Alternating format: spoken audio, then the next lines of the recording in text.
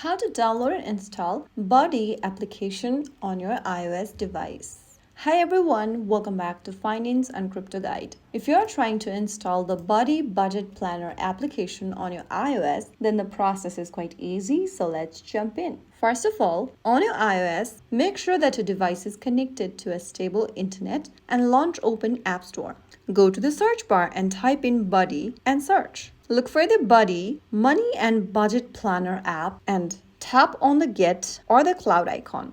Wait for the application to install on your iOS device, which will take a couple of minutes depending upon your internet speed. Once the application is installed, tap on Open. And there you have successfully installed the Buddy Budget Planner app on your iOS. Now you can tap on Get Started and sign into your account like you normally do, or create a new account. If you found the video helpful, don't forget to like, share, and subscribe to our channel. I will see you again in the next video. Stay tuned and thanks for watching.